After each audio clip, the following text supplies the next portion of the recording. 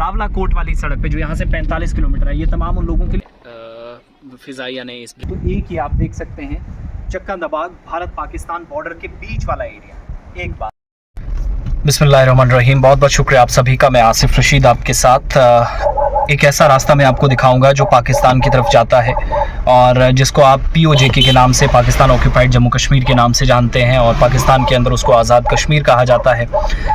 इस तरफ हमारे वाला जो जम्मू कश्मीर है, तो यहाँ से जो एक रास्ता है बड़ा पुराना और इम्पोर्टेंट रूट है। शुरुआत जहाँ से होती है, कुछ मैं मोटी मोटी चीज़ें आपको बताऊँगा। एक बड़ा ट्रेड सेंटर जहाँ से करोड़ों रुपये की तिजारत हुआ करती थी, बदकिस्मती से वो भी हालात जैसे बने दोनों ममालिक में उसकी वो नहीं बन सके।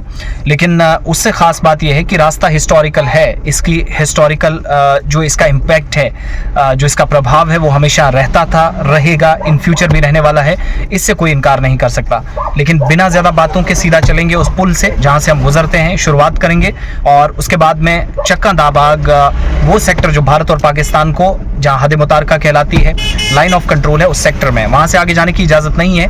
लेकिन जहाँ तक है मैं कोशिश करूँगा 4 से 5-10 मिनट जितने भी वीडियो में हो सके आपको दिखाऊंगा। हमारे साथ रहिएगा। शुरुआत यहाँ से आगे हम कर रहे हैं।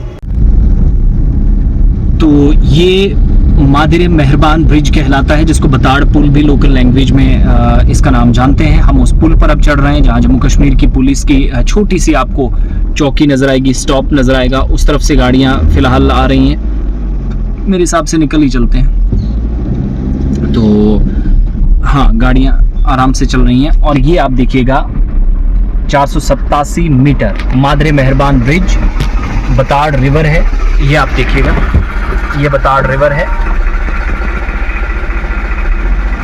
चलिए, ये बताड़ पुल है जिससे हमें गुजरना है। छोटी 2 गाड़ियां, बड़ी गाड़ियों को इस तरफ आने की इजाज़त मेरे ख्याल में नहीं है, और छोटी गाड़ियां जो हैं, बड़ी गाड़ियां सिंगल जो हमें जानकारी है, और बड़ी गाड़ियां 2 तरफा चलती है। ये जो पार मंदिर है, ये भी इसकी पुरानी तारीख है, कभी मैं कोशिश करूंगा इस पर अलग व्यू। आप देखिए कितना खूबसूरत है, बादल इस वक्त ऊपर मंडरा रहे हैं। ये वो एरिया है पूरा जो लाइन ऑफ कंट्रोल बेल्ट कहलाता है या बॉर्डर एरिया कहलाता है। पर्टिकुलरली जब आप इस एरिया को देखते हैं, इस तरफ से भी गाड़ियां सिंगल लेन में चलती हैं और इस तरफ जाएंगे। ये भी शहर का आधा हिस्सा, और उस तरफ बॉर्डर बेल्ट, और जो लास्ट ब्लैक पहाड़ी नजर आ रही है उसके पीछे आपको बिम्बर गली यानी जो BG जिसको आप कहते हैं, वो सेक्टर आपको देखने को मिलेगा। और मेंढर की तरफ आप जाते हैं तो इस वक्त मादरे मेहरबान बताड़ पुल जिसको कहा जाता है, मादरे मेहरबान ब्रिज, जो बताड़ दरिया के ऊपर से है। हाल फिलहाल में इसकी थोड़ी सी रेनोवेशन हुई है, कुछ पेंट वेंट हमें नजर आ रहा है और पहले के मुकाबले थोड़ा सा बेहतर। और यहाँ इस एरिया के जो हमारी जानकारी है, सबसे बड़े ब्रिजेस में से शेर कश्मीर पुल भी है, लेकिन इससे लंबा नहीं है।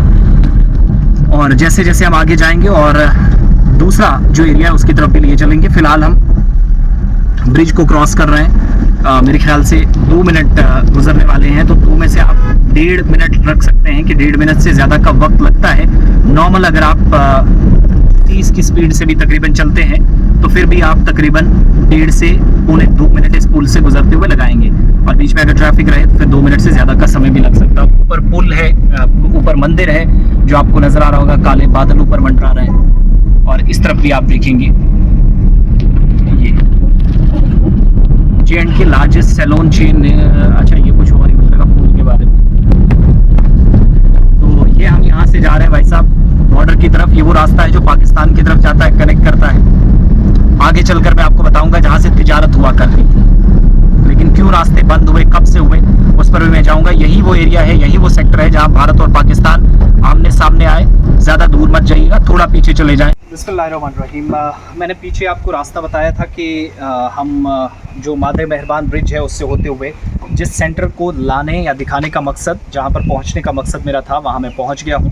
चंद इम्पॉर्टेंट बातें जो पूंछ के बारे में बहुत सारे लोग जानते हैं, आप हिस्ट्री में जाएंगे तो आपको भारत पाकिस्तान की तिजारत से जुड़ी हुई एक तारीखी ज़िले से नज़र आएगी।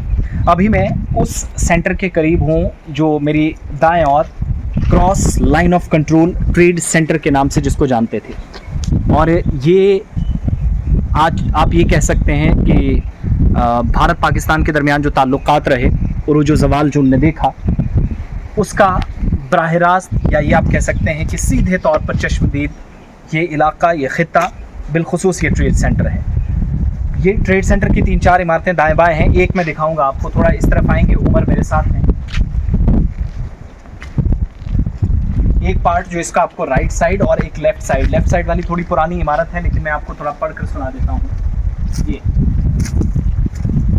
ये आप देखिएगा, cross LOC trade centre Chakkadabad, inaugurated by ये जनाब एच.एच. तैयब जी हैं, जो फॉर्मर चीफ सेक्रेटरी भी रहे हैं और उस वक्त के एडवाइज़र थे जम्मू कश्मीर के लेफ्टिनेंट गवर्नर, जम्मू कश्मीर के गवर्नर की स्टेट की। 21/10/2008, 21 तारीख के अक्टूबर की साल 2008। और ये आपके सामने ये एक आप ये जो 3-4 हिस्सों में बटी हुई इमारत देख रहे हैं वो एक। अब दूसरी तरफ आप जाएंगे, तैयब साहब जिनका इंतकाल हो चुका है 17 जनवरी 2023 में, जम्मू के अंदर उनकी आखिरी रसूमात अदा की गई थी। तो तैयब जी के बाद ये आप इस तरफ आएंगे, 28/9/2008, ये 28 तारीख को इसको PWD जो है वो बनाती है, जो एजेंसी है वो जो मैंने पीछे बताया, वो गवर्नर के एडवाइज़र थे H H. Tayyab sahab. Trade centre for cross line of control trade Chakkadabad, foundation stone, ये वाली जो इमारत इस तरफ है इसका फाउंडेशन स्टोन रखा गया, उसको इनागोरेट किया गया। और जम्मू कश्मीर के उस वक्त के जो गवर्नर रहे NN वोहरा साहब, जो सबसे बेहतरीन गवर्नर्स में से एक, जिनका ट्रैक रिकॉर्ड बिल्कुल साफ व शफाफ माना जाता है, बहुत अच्छे ताल्लुकात पॉलिटिशियंस के साथ, उन्होंने इसकी बुनियाद डाली। तो ये एक है, बहुत सारे लोग तस्वीरें खिंचवाते हैं, वो यही एरिया पर्टिकुलरली, बहुत सारे लोगों को लग रहा है पता नहीं क्रॉस एलओसी ट्रेड मीन्स के क्रॉस करके चले गए, लाइन ऑफ कंट्रोल कहीं और है, वो नहीं है। तो एक ही आप देख सकते हैं, चक्कादाबाद भारत पाकिस्तान बॉर्डर के बीच वाला एरिया। एक बात, हाल ही में इस सेंटर में जब सैलाब आया, जो ऊपर वाला एरिया है उस पोर्शन से पानी आया, इस तरफ गेट उमर आपको दिखाएंगे, इस गेट से पानी होता हुआ ये नई इमारत नीचे है, जो जिसकी तरफ मैं आपको बताऊंगा थोड़ी देर में। जब MLA यहाँ के शाह मोहम्मद तांत्रे साहब थे और CM यहाँ की जो महबूबा मुफ्ती साहिबा थी, उस वक्त ऊपर से फ्लड आया, नीचे वाले इस एरिया में घुस गया, यानी एक नाकामी थी जिस किसी एजेंसी ने भी उस वक्त बनाया था। एक इमारत से पानी निकलता, दूसरे में चला जाता। अब ये वाली जो खूबसूरत इमारत है, ये भी लाइन ऑफ कंट्रोल की ट्रेड के नाम से जानी जाती है।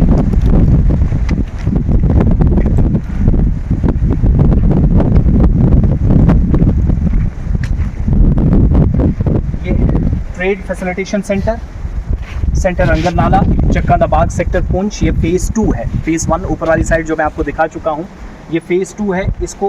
इसका इफ्तिताह जो है, इसका उद्घाटन किया गया कुविंदर गुप्ता, जो डिप्टी चीफ मिनिस्टर थे, minister for industries, commerce and transport उस वक्त थे। तसद्दुक हुसैन मुफ्ती साहब, जो कि फ़िल्मी दुनिया से वाबस्ता ज़्यादा थे, लेकिन अचानक से वो चूँकि उनकी बहन Mehbooba Mufti first women chief minister of J&K बनी, उन्होंने बड़ी उनके साथ वो कोशिशों के बाद उन्होंने लाया उनको। मिनिस्टर फॉर टूरिज़्म और चेयरमैन थे डिस्ट्रिक्ट डेवलपमेंट बोर्ड पुंछ की। एक बात, यहाँ मौजूद उस वक्त कौन थे? शाह मोहम्मद तांत्रे साहब, जो मेंबर ऑफ लेजिस्लेटिव असेंबली थे, उस वक्त की कॉन्स्टिट्यूंसी उनकी थी। डॉक्टर शहनाज गनई, जिनका ताल्लुक उस वक्त नेशनल कॉन्फ्रेंस से था, अब वो अलग हो गई हैं, MLC उस वक्त थे। इसके अलावा यशपाल शर्मा साहब उस वक्त ज़िंदा थे, जो अब हमारे दरमियान नहीं है, उस वक्त MLC थे पार्टी वाइज, ये नेशनल कॉन्फ्रेंस से, और शर्मा साहब जो थे वो PDP से थे। 5/6/2018 को, आज से 5.5 साल पहले ये इमारत बनी।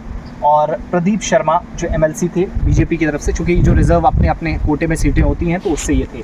अब इमारत थोड़ा सा अंदर से दिखा देंगे। अंदर चूँकि कुछ लिमिटेशंस होती हैं जो हमें क्रॉस बिल्कुल भी नहीं करनी है। ये एरिया पर्टिकुलरली, ये इमारत है बड़ी खूबसूरत, लेकिन बेकार, कोई इसका फायदा नहीं। बेकार क्यों है, मैं आपको बताऊँगा इन शॉर्ट। साल 2008 में यहाँ से ट्रेड शुरू होती है भारत पाकिस्तान के दरमियान। तकरीबन पर डे 20 से 25 या 23 करोड़ का कारोबार होता है आर पार। इस तरफ पुंछ है, उस तरफ भी पुंछ है। ये पुंछ का एक हिस्सा, वो दूसरा हिस्सा। ये भारत, वो जिसको आप POJ और उस तरफ आज़ाद कश्मीर कहा जाता है, उस तरफ वाले एरियाज़ हैं।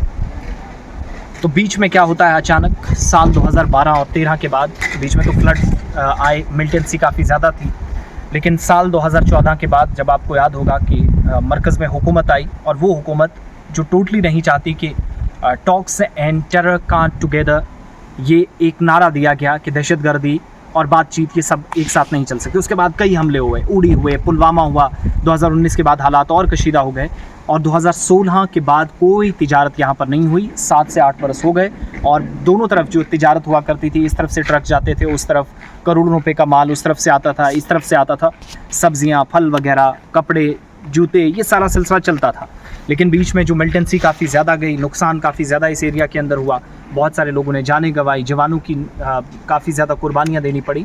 और भारत ने उसके बाद ये रास्ते बंद कर दिए। उसने कहा हम नहीं कि रास्ता बंद नहीं हुआ, लेकिन ट्रेड जब बंद किया दैट मीन्स रास्ता, और ये इमारत आपको बेकार नजर आएगी। तो ये एक ऊपर वाला हिस्सा है जो सबसे पहले बनाया गया, और ये इस तरफ वाला। जब आप इस तरफ जाएंगे क्लियर मैसेज है, जब पाकिस्तान वाली साइड से कोई आएगा तो India the land of friendship welcomes you. Poonch 8 kilometre, बीच में हिंदी, इस तरफ पुंछ 8 किलोमीटर आपको हिंदी में नज़र आएगा, बीच में उर्दू और उस तरफ अंग्रेज़ी। और वैली ऑफ 7 लेक्स भी जिस शहर को कहा जाता है उसका भी एक अलग हिस्टोरिकल बैकग्राउंड है, उसमें भी किसी टाइम जाएंगे। लेकिन ये सारा सिलसिला है जो हमने आपको दिखाया है। ओवरऑल इस वक्त ट्रेड बंद है, तो आखिरी 2 मिनट्स में मैं ज़रूर कहूँगा कि वो पर्टिकुलर मकाम है, ये वो एरिया है जो ख़ुद भारत पाकिस्तान के हालात का चश्मदीद है। उतार चढ़ाव रिश्तों में देखा, तिजारत ऊपर और नीचे जाती हुई देखी, इस खत्ते का उरूज ज़वाल देखा।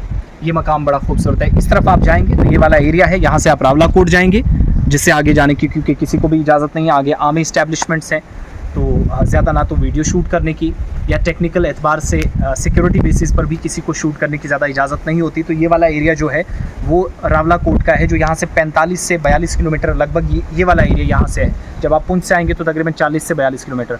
तो बहुत सारे लोग जानते हैं, बहुत सारे नहीं। सिर्फ यकीन दहानियाँ होती रहीं कि तिजारत होगी, कारोबार होगा, व्यापार होगा, बढ़ावा दिया जाएगा, ये सब सिलसिला चला। बहरहाल एक तरफ हम पुंछ, दूसरी तरफ भी पुंछ, बीच वाला एरिया यहाँ पास ही में हद मुतार का, जिसको लाइन ऑफ कंट्रोल या नियंत्रण रेखा कहते हैं, वो बिल्कुल पास में है। ऊपर आप जाएंगे तो एक एक करके बंकर आपको नजर आएंगे। ज़्यादा सिक्योरिटी रीज़न से हम दिखा भी नहीं सकते। बहरहाल सिर्फ दिखाना ये था कि बहुत सारे लोग इस ट्रेड सेंटर के बारे में नहीं जानते। NN वोहरा साहब 28/9/2008, और इस तरफ आपको HH तैयब साहब जो चीफ सेक्रेटरी भी रहे और adviser to governor of the state. अक्टूबर की तारीख में ये 2 इमारतें बनती है, एक का संग बुनियाद, दूसरा इफ्तिताह इसका होता है। आज हालत क्या है उसकी तरफ मैं बताऊंगा। और ये वाली जो इमारत मैंने राइट साइड बताई ये है। अब एक लास्ट चीज़ मैं आपको बताऊंगा कि अब हालात क्या है। मैं आपको बता रहा था कि ये जो करोड़ों रुपए खर्च हुआ ना, ये बर्बाद हो गया। इस तरफ ट्रेड सेंटर है, ये देखिए। भारत पाकिस्तान की अफवाज जब आमने सामने है, शेलिंग ना हो ये हो ही नहीं सकता। 2021 के बाद खामोशी ज़रूर है, लेकिन ये इमारत जो है वो फायरिंग से टूटी है। बीच में नुकसान बारिशों की वजह से भी हुआ। ये गोले पड़े हैं, पूरा एरिया जिस पर ऊपर बमबारी की गई, ट्रेड सेंटर को पाकिस्तान ने नुकसान पहुंचाया, जवाबी कार्रवाइयाँ की गई, उस तरफ भी रिहायशी इलाका है। तो ये सारा सिलसिला है। बहरहाल कोशिश करूँगा मैं थोड़ा सा अंदर जाके भी दिखाना चाहूँगा। तो ये वाला अंदर वाला एरिया, मैं बाहर वाला पोर्शन आपको दिखा चुका हूँ, ये अंदर वाला एरिया है। ये देखिए, ये सारी शेलिंग इस एरिया में हुई है, इस सेंटर के अंदर। जब हम आपको खबरें बताते थे, ये इस तरफ उमर दिखा दीजिएगा, ये देखिए शेड तहस नहस हो गया है, उस तरफ शेड तहस नहस हुआ है, ये बंकर था तहस नहस हुआ है, सब का सब फायरिंग का। बंकर यहाँ पर थे लेकिन बाद में उनको भी ख़त्म कर दिया गया। यहाँ से ट्रक जो अंदर दाखिला होता था जिन ट्रकों का, बाद में वो भी रोक दिए गए क्योंकि उनने कुछ करना नहीं था। लाखों रुपए का एक प्रोजेक्ट, बिल्कुल वाइट टंकी आपको नज़र आ रही होगी, पानी वहाँ पर था। ये वाला बिल्कुल है, ये वाला मेरी उंगली के बिल्कुल नज़दीक, यहाँ नल लगा हुआ है जहाँ ड्राइवर आते थे। इस तरफ गाड़ियाँ पास होती थी, जो इमारत आपको नज़र आ रही होगी। लेकिन ये हालत देखिएगा, ये पूरे वो एरियाज हैं, ये सारे एरियाज, ये बंकर टूटा हुआ, ये सब के सब जो है वो फायरिंग की गई सरहद से, जवाबी कार्रवाइयाँ। भारत पाकिस्तान एक दूसरे पर इल्ज़ाम लगाते रहे, ये बोर्ड है, ये पूरा बोर्ड जो आपको बर्बाद होता हुआ नज़र आएगा। इस पर भी इस तरफ देखिए, जो सिक्योरिटी के लिए बनाया गया था पूरा टूट चुका है, पूरा सिलसिला।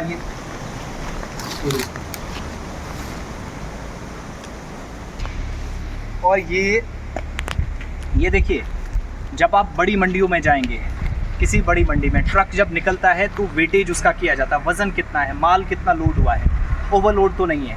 ये वो वेटेज के लिए यहाँ मशीन थी जिस पर उनका वज़न बाज़ाब्ता तौर पर होता था। ये आप देखिएगा, इस तरफ देखिए, ये सारा इस पर वेटेज होता था पूरा। ये पूरा वो ट्रैक है। अब ना रेनोवेशन का ना समझ आता है, पॉलिसी मेकर्स कैसे फैसले लेते हैं, किसी को कोई पता ही नहीं नए प्रोजेक्ट को। और ये सबसे इम्पॉर्टेंट चीज़ है जिसके आप शीशे टूटे हुए देख रहे हैं, पर्दे नजर, ये एडमिनिस्ट्रेटिव ब्लॉक है, trade facilitation centre, TFC administrative block, जहाँ पर ऑफिशियल्स बैठते थे, फैसला लेते थे। बदकिस्मती से आज हम ये देख रहे हैं कि इमारत खंडरात में तब्दील हो रही है। और ये सबसे इम्पॉर्टेंट चीज़, ये देखिए, अगर आप इसको दूसरे एतबार से भी देखना चाहते हैं, ये देखिए, ये लोहा है पूरा जिस पर ट्रक को चढ़ाया जाता था। फिर उसके बाद ये आइए मैं बताता हूँ, टोल प्लाजा के ऊपर पैसे आप देते हैं, कैश जमा कराते हैं। ये वो रास्ता था, ये पूरा अंदर यहाँ लोग बैठते थे, लेकिन जब शेलिंग हुई ये एरिया भी प्रभावित हुआ, नुकसान पहुँचा, तो इस एरिया को भी फिर इसी तरीके से छोड़ दिया गया। सबसे पुराना जो एच तैयब साहब ने जिसको इनागोरेट किया था, ये एरिया था पूरा। शुरुआती दौर में थोड़ा सा आर्जी भी लगा, लेकिन बाद में इसको कंप्लीट नहीं किया जा सका। बहुत अच्छे दरख्त, बहुत अच्छा माहौल, अभी भी चीज़ों को प्रिजर्व किया जा सकता है। बहरहाल जो गया सो गया, लेकिन यहाँ से एक नई शुरुआत करनी होगी।